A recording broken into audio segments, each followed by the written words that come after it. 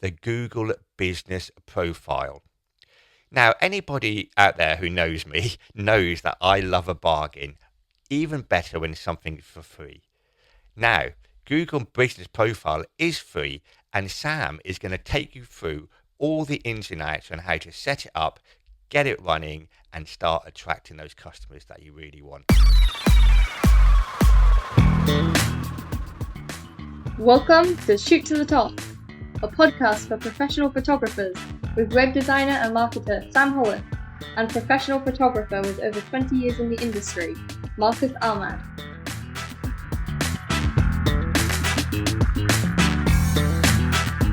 Well, hello there. It's Marcus, and you're listening to Shoot to the Top. Sam, how you doing? Very good, Marcus. Excellent. Yes. You? I'm really well, thank you. Very well indeed. And yeah, looking forward to another marketing tip from yourself today, Sam. I believe you could be talking about Google My Business. Is that correct? Yeah, Google Business, Google Maps, whatever you want to call it. Google My Business, they changed the name a little while ago. So yeah, it's all the same thing really. So I think people get confused with the term. So Google Maps is the map function where people search on a map for stuff. So the reason it's really great for photographers is because photographers need local business. So yeah, if I want my haircut and I'm in a new place, I'll go to Google Maps, I'll type in hairdresser and bang, they all come up. And the same will be for photographer or whatever else. So that is Maps. And the way Maps gets information about businesses is a system called Google Business. It's a free system and you can just register and then your business gets fed into Maps. And you also get, you know, when you do a search, Marcus, and then sometimes on the right hand side, if you're on a desktop, like a little bit of extra information comes up, you get that too. It's kind of all part of the package. But so yeah, I'll kind of probably use Google Business and Maps interchangeably. But I think what's important for photographers really is Maps. Because yeah, some photographers work all around the country and then it's not relevant, but for most photographers, most of the clients they use and want are local to them. And that is what Maps is useful for. One of the important things when you think about Google services is what does Google doing it for, what's it want out of it? And what's Google saying is, right, you're a person stood on a street, you want a service, you look on Google Maps and it finds you the nearest and best one. So you've got to kind of think of it from that point of view, what's it delivering to the user. So yeah, so for most photographers, it is amazingly useful. It can get you lots and lots of local business if you do it right. So the first thing is get on it. It's totally free. Just search for Google Business, enter your business, and then we're going to talk a little bit about what you want to put in there and how you want to add the information and so on. Okay. Yeah, so I use Google Maps, Sam. I think you're right. I think it's a really good one. Now, we have covered this before, haven't we, a little bit? So you're going to go a bit more in depth on it a bit. Yeah, so we're just going to talk about Maps now to get found on Maps, because it is just such... If you get this nailed, and every time people search photography in your area, you come up, you're just going to get the leads coming in, and they just keep coming. So, you know, it's worth spending the time and getting it right, so it just delivers brilliant returns. So it's definitely worth doing. And as you said, Sam, it's free. Yeah, it's free. That's it. Now, there's a few things to think about when you first set up, and I think one of the most important is your location. So for 99% of photographers, I would say their location is their house. A few have a studio, but not many. Most their location is your house. Now, whether that is the best location for you on Google Maps depends on where you live. If you live in the middle of an urban area, like Marcus, who's in Bristol, and there's a lot of businesses and houses around him, it's great because location is one of the key things. If you live in the sticks and there's frankly nobody nearby, that's not as good, because one of the biggest search factors in Google Maps is your location. So I would think before you register, think carefully about your location. And if your location isn't right for Google Maps, there's two options in my view. One is don't use it, but it's really great for leads. Two is pay for an address. So accountants use addresses. You can go to lots of co-working spaces will give you an address. Pay for an address and have a virtual address and use that as your address somewhere near you. You know, it can't be miles away. It's got to be somewhere you can go and take photos. But if you're kind of a bit out in the sticks and there's a city nearby, get a virtual address in the city. And you don't need like a bang in the centre. But, you know, because you'd pay a lot. Pay one a bit further out maybe. But it doesn't really work if you're not near anybody. Yeah, you know, there's nobody going to be sat on the top of a Lakeland fell thinking, what I need now is a brand photographer. No. So are these addresses quite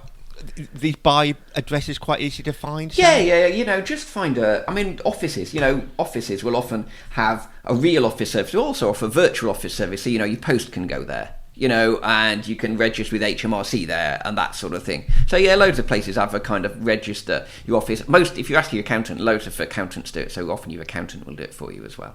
And if it's your accountant, it could be part of your fee anyway. So that can work. So yeah, think about your location. Also think about your name. So I was looking at this with a photographer recently. If your name has photography in it, I'll be honest, that's really going to help. If your name is like something completely weird, so you're kind of gone a bit off the wall, what do you think you're going to do? Forestry shutters, and that's lovely, but people probably think you're doing blinds. Put photography as one of your keywords. Marcus Ahmed, photography. It kind of gives a hint to the people and to Google. I've never understood why people. I mean, it's very nice and it's lovely to think of a name for your business, but really, you're right. It's just a pain in the bum, isn't it? Really? Yeah, I mean, it doesn't have to be your name, but I really suggest it has photography in the title. And if you're a specialist wedding photographer, whatever else, make it really obvious what you do. Yeah. Okay. That's really important. And then you think about categories. So Google Maps gives you categories, and you have main categories and subcategories. And you need to think about which is your main category and which is your subcategory. Clearly, if you're a photographer and you do loads of things, photographer is your main category. While if you're a wedding photographer, you might want wedding photographer as your main category and photographer as the subcategory. You've got to think about which way around you want to do it. And only put categories in there that you actually do. And the other thing, not all types of photography are a category that exist on maps. So you can't have brand photography markers, it just doesn't exist. So you'd probably end up with photography. So you've got to work it out. But think carefully. Lots of people just like tick, tick, tick. Think which makes sense being my top ones, which makes sense being my sub ones. That's really important. Okay? So that's the first thing to set when you set it up. Name, location, categories. Think carefully, get them in there. The next thing is one of the most important things on there are reviews. Get customers to leave you reviews on Google Maps. It's absolutely vital. It's part of your SEO. It's part of your social proofing. So you can say, when people are searching you online, look, here is Fred Blogs Photography, and look, the last person said, oh my God, it was the best photo shoot ever. I was so nervous when I went in and came out so relaxed, and I love my photos. Oh wow, isn't that great? Yeah, so that's great for people, and it's great for Google. If you're constantly getting reviews, Google does a couple of things. One, it will move you up the maps so that you'll get found on the maps nearer the top. And two, it knows your business is still going, and people do. If your last review was 2 years ago, I'm going to be a bit iffy if you're still in business. Even if you got loads of reviews back then, you haven't got any now. So get reviews. I think I've said this in loads of shows. Constantly get Google reviews. Pester all your customers. Don't ask them once. Don't ask them twice. Keep asking them until they give you a bloody Google review. Just keep going. Yeah, agreed. I mean, people are used to giving reviews these days. It's they are norm, isn't and it? They do take 2, 3, 4 prods, and they don't mind. They are probably thinking about it and probably saying, I'm going to give Marcus a review, but I've not just quite got time now, and they will forget about it. So do keep prodding them. They don't mind. You do need to do it. Okay, but they are absolutely vital. And if you look at the people who are appearing, if you do a look in maps and search for a photographer where you are, you will see the people near the top, by and large, are the people with lots of reviews. That makes a massive difference. Yes. And the other thing 100%. Is, just be a bit careful, because what a lot of people do is they sit in their office where they are registered on Google Maps, and they search for photographer, and they come to the top, and they go, wow, yes, I'm top for photographer in my area, and you're top because you're sat on your own office, so you're the nearest one. Yes. Just be a little bit aware of that. Go somewhere else and do the same. So what area does is there guidelines about what area that covers? Because I've often thought, does somebody in, say, North Bristol, say 10 miles from me, see me coming up? It depends on all sorts of things. You generally won't go outside your kind of local urban area, so like your city, you definitely won't go outside. So it doesn't go out to county-wide and regional-wide. How far you're found, it depends on all sorts of things. Kind of how many other people are offering those services locally, how good your profile is. So if it's a bit better, you will reach out further. If there's a lot more people doing it, you will probably be a bit closer in. So it's kind of, there's all sorts of things in the mix. But kind of, you're never going to reach, it's for that local audience. You're never going to reach out to the county and regional area. It's going to be your city, an area of your city, if maybe you're starting out. That's the kind of area. The other thing you can add into, there's lots of things you can add. One of the things you can add into Google Maps is services. Now this is really important because basically you can put lots of content in here, which is really great to talk about your services. So it has a services section. So you need to add all your services. You know, if you're a wedding photographer, or you try and break it down, don't just put wedding photography job done. You know, think about, okay, I'll do a maybe bronze package wedding, and I'll do maybe a luxury wedding package and a weddings abroad. Try and, you know, break down and get as many services as you can, and then you've got, I can't remember, it's like a 1,000 words or something about each service. So use them and write about that service, write about what's great about it, and you're getting more and more content in there which helps Google and helps people when you're looking for. So use those services. You can add as many as you want. You know, don't go mental, don't have 100, but you know, get at least 5, 6, 7 services in there. Even if you're just one type of photographer, you could break down what you do. You know, brand photographer, I could, you know, put in their headshot sessions. I could put in, you know, a recurring service where you come back every 3 months. I could put in a 1-day photo shoot. There's all sorts of different things. Try and think of different services you could put in there. In fact, I was just looking online just then, and exactly what you're saying, Sam, and I put in Bristol photographers, and it came up very differently to if I put in Bristol brand photographers, for example. So yeah, it's very, very, and you don't normally need the location in maps because it focuses on wherever the map is. I see. Okay. Yeah. Then you can also, obviously, you can add photos as well. So do that, your photographers add photos to there. You know, and unlike in other shows, we've said, you know, you don't want to have loads of photographs and not just text, but add a load of photographs because it will only show relevant ones. So add as many as you like. Just add some from time to time. It changes them around, but I must admit, it's very hard to remove photos. You can't. Yeah, if you've added them, you can usually. But yeah, it's not easiest. It's usually better to flood them out with other ones. You also get a description of your business. So again, use that. Think carefully about the sort of audience you want, what you want to say to them, what keywords you want to be found for. So craft your description carefully and use all the words you're given. If you're allowed 1,000 words, don't write 4 or 100. Write 1,000 or, you know, 946. But use those words and talk. You know, we've got loads of shows about what to write, so we're not going to go into that now. But think carefully about what you write. Don't just like bung anything down in your descriptions. And then another thing you can do on there is post, which is a bit odd, isn't it? It's like social. Yes. You can post, and lots of people go, "This is bloody weird," and scratch their head. And lots of people post a bit, and they go, "Well, nobody's liking this or commenting on this, so this is a bloody waste of time." It's not a bloody waste of time. So posting on there is really useful. It doesn't matter. You're not going to get any likes and you're not getting any comments because, frankly, you're not. Okay, but when people find you, so that person who stood on the street thinking, I want a portrait, and he got on his phone, goes to Maps and goes, portrait photographer, bang, you come up and you've just got something that's new and relevant there. Exactly. It will help you move to the top of the map search because there's new content on there and you've constantly been adding content, and it will mean that, you know, they're going, oh, you know, there's something, you know, he did this last week, and you can see, oh, you're talking about a portrait you did last week and somebody you worked with. So yes, it's one of those. Just to interrupt you there, sorry. Yeah? So I just want to clarify that, Sam. So if you want to get to the top in maps, A, have lots of reviews, and B, you're saying if you post regularly, it's going to affect, just like SEO does. Yeah. Does it really? I mean, maps, SEO, it's a thing. Getting to the top of maps is really, really useful. That's interesting. Yeah. And it's not difficult to do that, Sam. All you got to do is cross-platform it from your Facebook post, your LinkedIn post, or whatever. It doesn't matter. Yeah, that's it. Exactly. I would recommend exactly that to most people. Once a week, one of your posts you put elsewhere, just bung it on there. Yeah, I don't think it needs a lot of effort.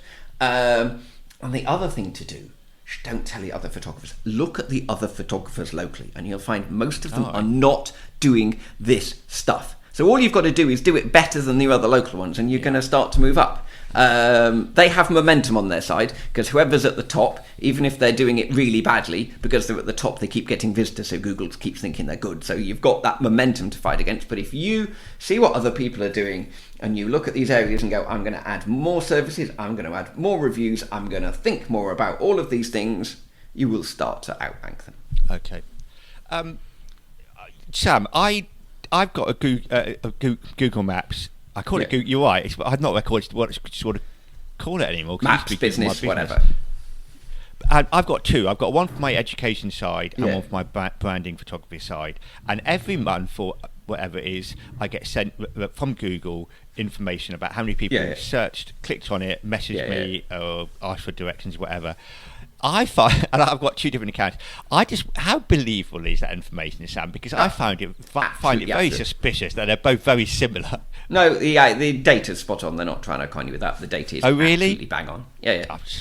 They are. If one thing you can rely on Google for, it's data. Their data will be absolutely bang on. Well, if it's true, then if it's true what they're saying, that you've got to have a Google My Business account, because it really does work. People are really if it's true, they're generally clicking on you and asking for it and coming up in people's feeds. Yeah, no, 100%. It is a really, really useful thing, and not only for when people are in maps, but actually when you do a Google search. So yes, it will show websites, but it will also, if it's a local search, it will show up Google Maps, and so you being at the top of Google Maps will actually mean you're showing up top in a Google search too, pretty much. So yeah, it's kind of a way into Google search as well as just the map search. And also, Sam, I've got to say to you, I've not really heard many people talk about Google Maps, so I really commend you for talking about it. Maybe, and it's such good information and so easy to do, and it's free. You should maybe put a little download together or something we can work on for our listeners that they can download. Well, have a look. There's blogs about it on the my website for photographers website, so you can go there. Yeah. And there's blogs about it there that kind of goes into more detail.